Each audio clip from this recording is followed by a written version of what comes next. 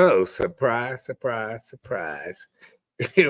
Detroit in black and white, I'm Adolph Mongo. And yes, it's a Thursday. We're here at Ramsey here in lovely Trenton. You know, Jim, you got me coming down here. You know that. It's where the prisoners get their meals from, and sometimes they commit crime just so they can get a good solid Ramsey's meal. I want to thank Johnny and Mia for letting us come here, and we're gonna be doing a show during the week. Uh, periodically.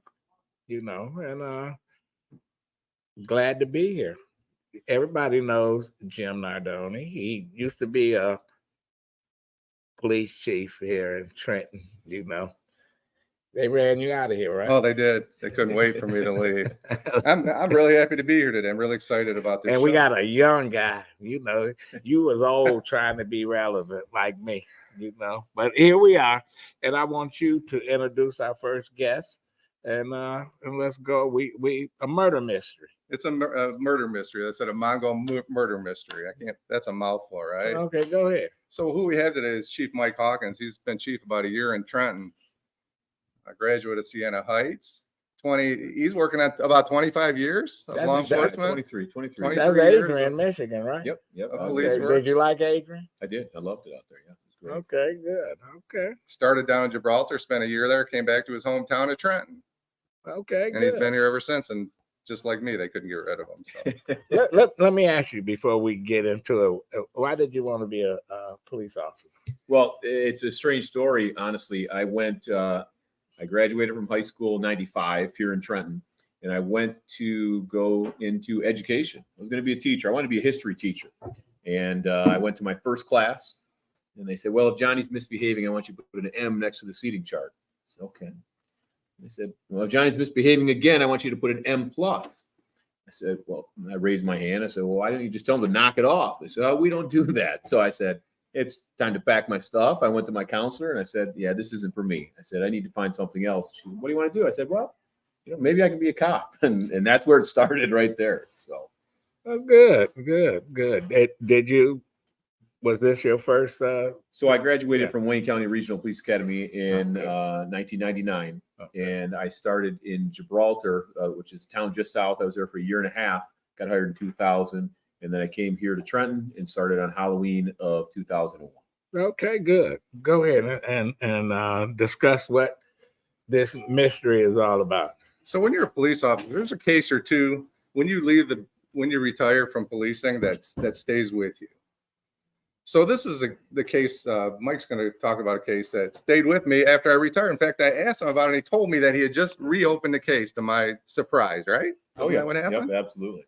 And this is a case that, the Detroit River is about 24 nautical miles long, right? It starts up at Lake St. Clair and it empties right down here in Gibraltar into Lake Erie.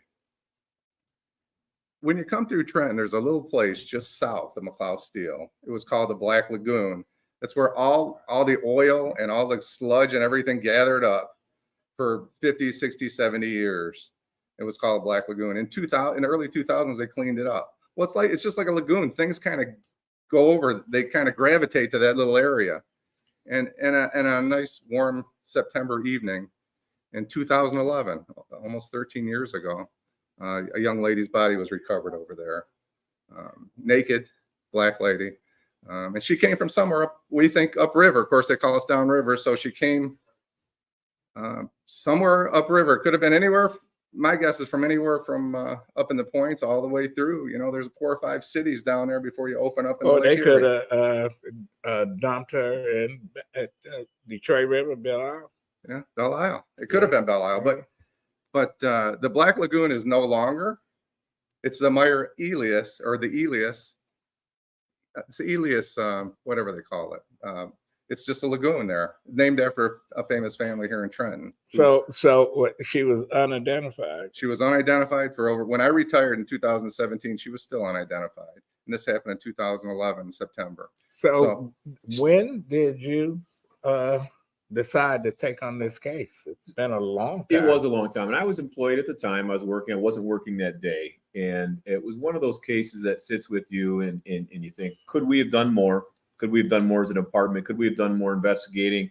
And as things technology increases, is there something we can do now? So when I took over our detective bureau in 2022, that was one of my main tasks. What I did was I printed out her picture that we had taken there and put unidentified and put some information up, and it was on my board. So every day that I came in, I thought about that case.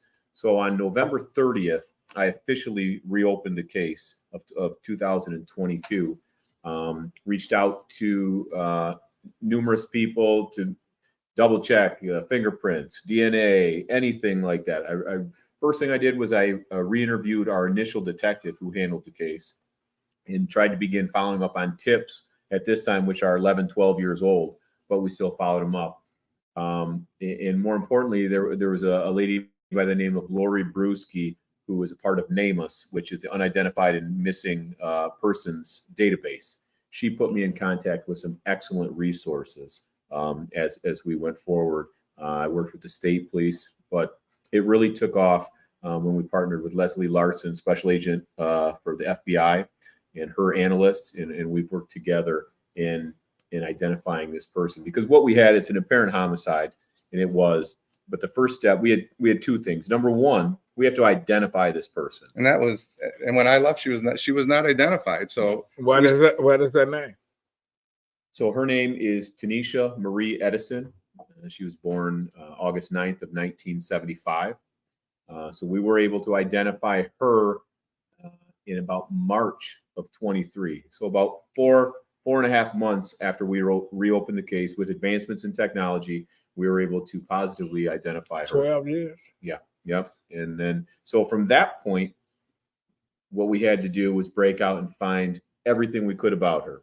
So I spoke to Detroit, spoke to all agencies, and we've been compiling police reports. We've been compiling medical records and working with Agent Larson, the FBI, and then just pounding on doors on relatives. Did anybody miss her?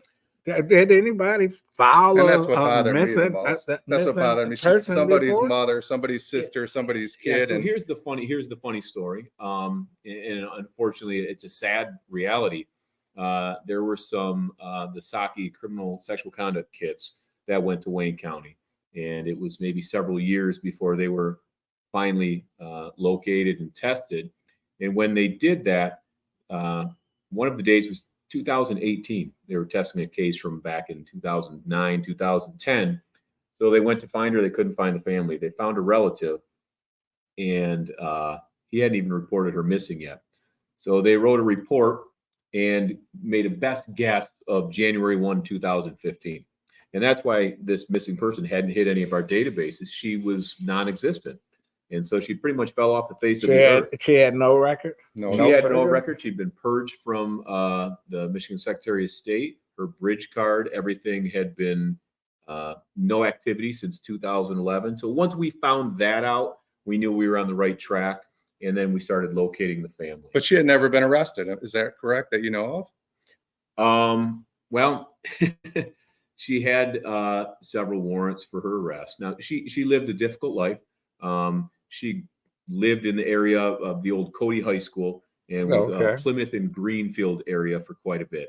And that's where she stayed. There were addresses on Rutland, on Coyle, on Orange Lawn, on Myers. There are several addresses as we looked into it.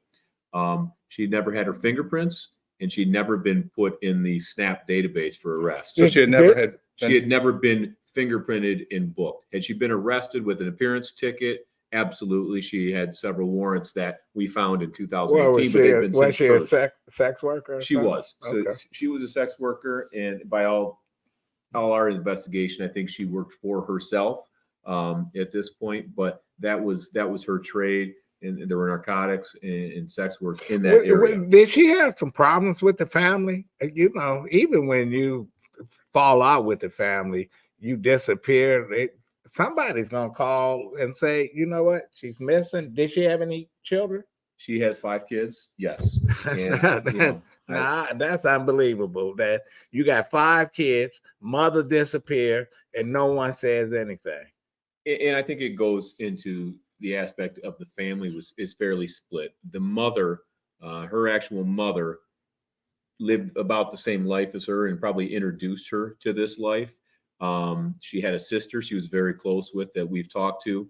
Then she had other family that was taken away and they've split up. So there's different factions of the family. And then she gravitated to one of her kids, the dad's family, which kind of raised her and took care of her. I just, you know what, as a former newspaper reporter, and I covered police, etc. I don't care how bad it is. You know, somebody's going to call and say, you know what, so-and-so is missing. She got 5 kids, etc. It's like. That's what bothered me. That's what bothered me the most. I thought it was more important to find out who she was than to find her killer at that time. It felt like it was the most important thing to me. And you found this out in a relatively short time after you took fresh eyes, you know, fresh, more aggressive approach, and you found her very quickly. So about 4.5 months. Yeah. And, you know, and that's the sad part. Yeah, really. I mean, it was finally reported in 2018 after the sexual assault kit task force reached out to a family member to say where she is. And we have probably 4 or 5 kits that died with them saying, well, we heard she's dead, case closed. So 7 years before a family member reported her as missing is what was a claim they attempted to report her missing, but you know, I can't put it on. We can't confirm that, but it is suspicious that nobody would come and report her missing. Although with the investigation we've been doing with family members, it wasn't uncommon for her to go for a month at a time and not come back, but she always returned. As a matter of fact, I talked to one of her sons probably 2 weeks ago, and he knew in 2012 that something bad had happened. Because no matter what happened, she never missed his birthday. And I remember him saying, when she missed my birthday, the rumors that I had heard are true. Okay, we're going to take a break, and we're going to come back and continue this murder mystery.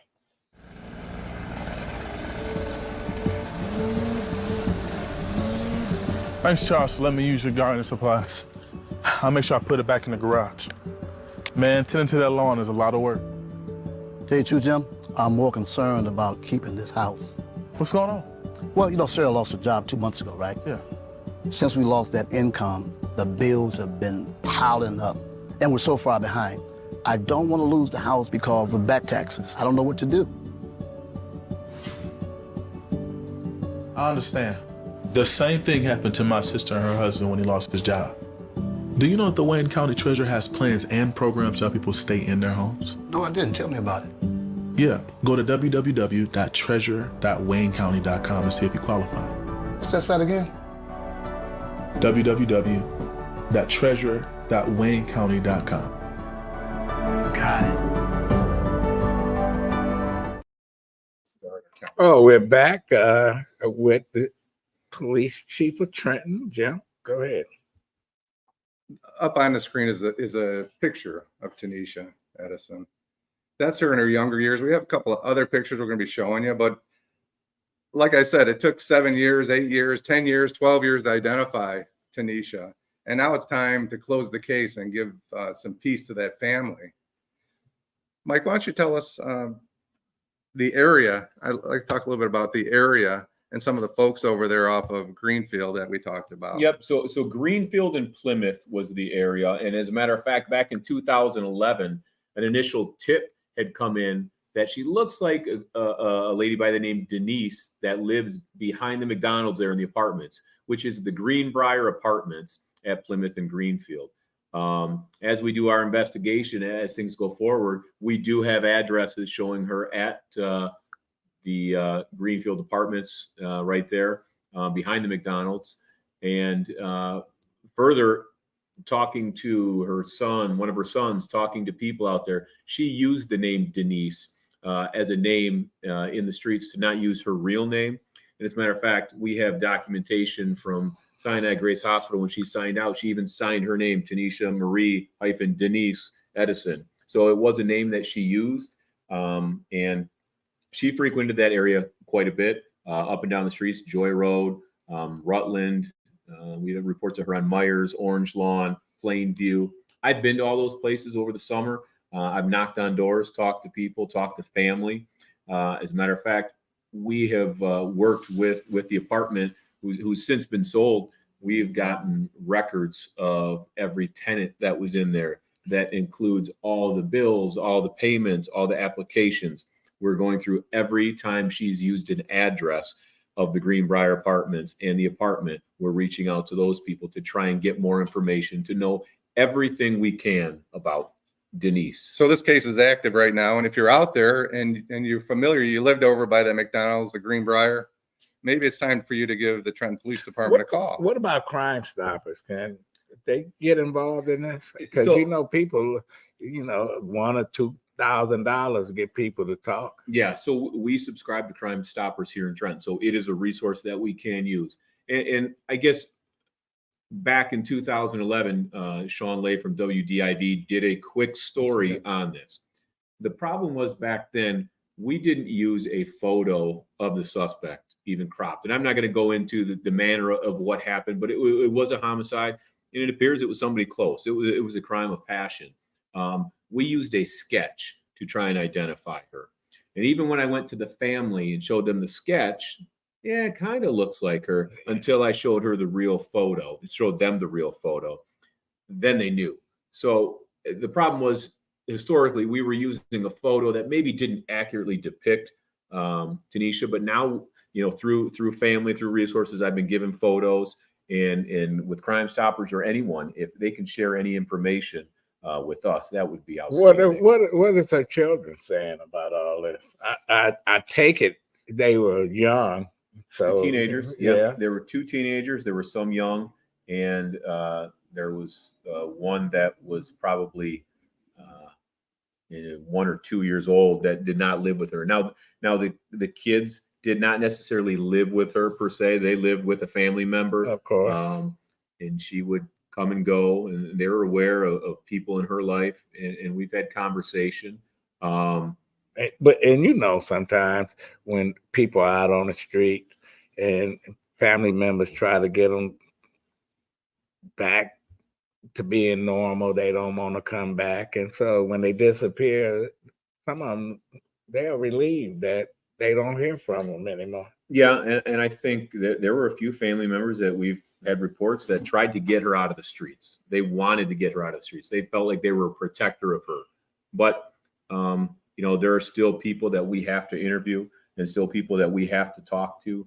There's a lot of family, and there's a lot of acquaintances. I've talked to people that have moved out into Indiana, to Texas, to, as a matter of fact, Pittsburgh, probably 5 minutes before I came here, that have any knowledge of her. And, we're getting to a point where we didn't know her. We didn't know who the person was.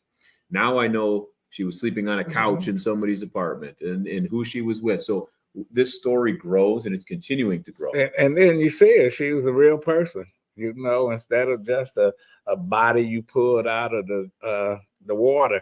It reminds me of a guy I grew up with. He was in his early 20s, rode a bike to the store, disappeared. They never heard from him again. And, but people always say somebody, they know what happened to him. Somebody somewhere. And say the family knew what happened to him, and he just disappeared off the face of the earth. Do y'all have any more cold cases like this, or this one that just stands out here? This is the only one that we're actively investigating. There is one old cold case that, if this ever gets solved, we'll go back to that one. It's a little bit older. It doesn't have the same suspense and unidentified, but there is one here.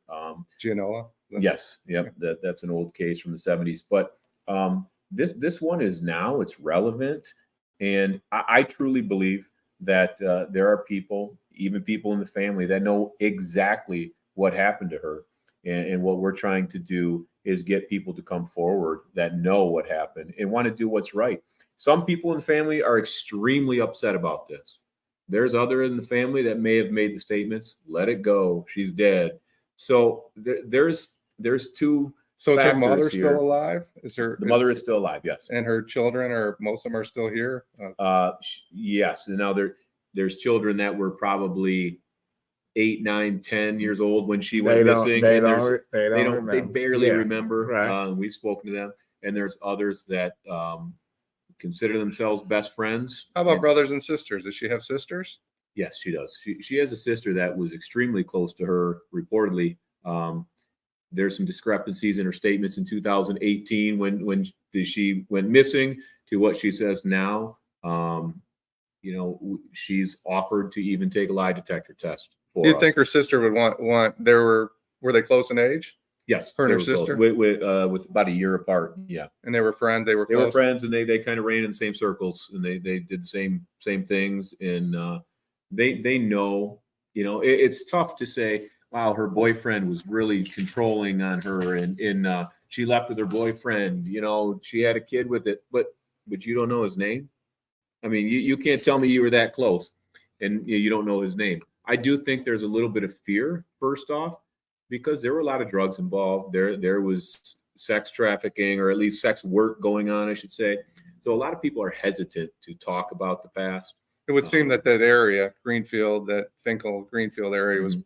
there was a lot of drug activity It through looked, the years there. it looked like somebody just murdered her and then said, let's drive her downtown to the river and throw in a, Well, that's not a one-man job, I don't think. That's No, No. it's not. They And we've got- had family yeah. members that have told us her body was burned up in a house. We've had people that told us she was stabbed 19 times and thrown under a bridge. We've had other people say she was killed and thrown over the bridge into the water. So there are so many stories, some specific and some kind of outlandish, but somewhere in there is the truth, and somebody knows it. We've had other people report that so-and-so came up and said, hey, I was there. So we're working this case. As a matter of fact, I just got off the phone with Agent Larson today, getting our game plan going for the next thing. But if somebody wants to call and give you a tip, and how do they get in touch with So you? first off, they could call the Trenton Police Department and contact myself, Chief Hawkins. I'm still handling the case. When I What's took the over, number there? So the number would be 734-341-8697. That would be the phone number. If anybody had any information and tips, wanted to talk about the case, as minute as it may be, everything matters in this case. I've reviewed 1,500 medical records from Sinai Grace Hospital over the St. Patrick's Day weekend, in highlighting every single thing that maybe is a discrepancy, or is a new phone number, or a new name, or a new lead. So if anybody has any information, they can get a hold of me there. And I agreed to stay on this case. The key is building relationships. I don't claim to know everything and solve everything by myself. It's the relationships that we've partnered with Detroit Police, with the FBI, because in all reality, this case, the murder didn't happen correct, here as in we Trenton, know. right? But we're sitting here with the body, so we're responsible. That And again- shows you how small this Yeah. area is, and how you have to work together with Detroit and Wayne County and some of these other agencies to solve some of these crimes. Yeah. Absolutely. And to give this person a name of that, listen, I read about missing people. They found somebody 30, 40 years ago, and now with technology, they finally putting a face on them, make them a real human being. Yeah, you And- see and- that a lot more nowadays. We've got the name, we've got the pictures, we've got the family, and now it's just putting the pieces Somebody together. knows something in that Oh, family. absolutely. I would agree with you on that. And again, if somebody wants to contact us, they can contact myself, and that would be 734-341-8697. And it's not unusual to take people out of the river, right? It happens on a regular basis down here. A lot more suicides than A lot of people a kill lot of themselves. every year or two. There's somebody. What's getting the taken out guy that killed his kids? Right, He yeah, trying to and, get. He Wyandotte. trying to get out. Yeah. He trying to get out I of can't remember prison. his name right now. What is that guy's name in Wyandotte that drove? Delisle? Delisle. Yeah. And with this one, when the medical examiner from Wayne County did the autopsy the next day on the 13th, she was dead before she went in the water. It was clear. And she had only been in the water for a few hours. There was no question. I happened to be there on scene. If I hadn't said it earlier, I was there as a deputy police chief, and I ran out there. There was a couple of uniforms.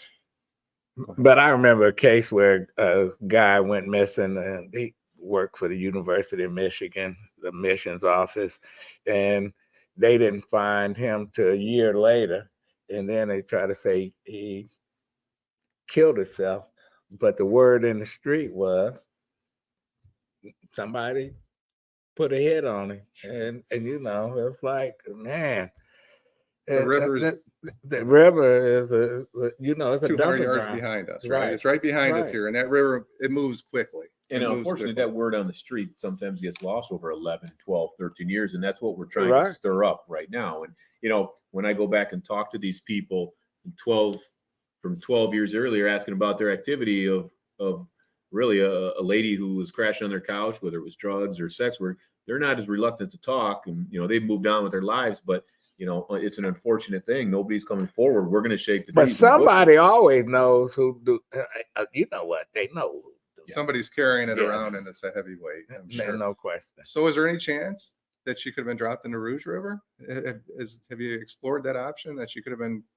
Because anywhere between here and Grosse Pointe, she could have been dropped in. Could she have been dropped in the Rouge River? Is it deep enough there? You know, we haven't explored that. What we're trying to do right now is figure out, where did she frequent? Where did she go? You know, even when the kids saw her, where was she? Where was she walking to? Where were her hangouts? Where everything that we can think of. You know, if you have a tributary that comes out somewhere, the fact though that the medical examiner is saying it's only been a couple hours. You know, Let's say her name. What is that? Tanisha Marie Edison, also Okay. known as Denise. Okay, you know, we got to find out who Denise. Chief Hawkins, I really thank you for coming here. We're going to stay on this because somebody need to come forward and drop a dime, as they say. Well, Somebody I hope I come back and knows. Yeah, let you know who there's that no person question. is. And we need Yeah. to keep pushing this. So, you know, other people need to hear it. There's a lot of people that are missing. This one is one that it didn't make sense to me. No tattoos. She didn't look like somebody that was living on the streets. So she looked. Yeah, and different. I think originally our detectives thought, could she have come on a freight or a boat? Was she even, what's the nationality? I mean, we explored immigration, we explored over Canada, every single possible outcome, and we're on the right track now. As a matter of fact, we are gaining speed, and we are going to solve this case. See that listen, that's they seem like they was having a great time, you know. It's like a happy family. There's no Happy question. people. They're all. There's no question That's- about it. And you know, sometimes when people say, "Oh, she was doing this or doing that," don't make it right. Tanisha's third from the left, correct? Yes, she Okay. is. Yes. You know, and her kids, they want to know, and I've talked to Oh, a few of good. them, and they want to know what happened. Maybe we can get some of the kids to Sure. come on here and talk about their mom, and you know, somebody's gonna say something. Yeah, absolutely, and they're all starting to talk, and I think we put the pressure on. We're going to get the answer. So she was at the morgue for several years, and then she still hasn't been resting. She deserves to rest. She deserves to have some peace, and there is no peace. She's only gone, right? Yep, absolutely. And there's never been a ceremony. There's never been anything. God, It just disappeared off the face of the earth like she never existed. well, Her family should be able to celebrate her life someday. no And get question. together, and she should rest in peace. And she can't rest in peace until these people are brought to justice. Chief Hawkins, thank you very much. Well, thank you. This is Adolph Mongo, Detroit Black and White. We here at Ramsey's. We want to thank Johnny and Mia for being here. Jim, Sure. Teresa. We'll be back next week with a special show. Downriver got me coming here, man. So do I.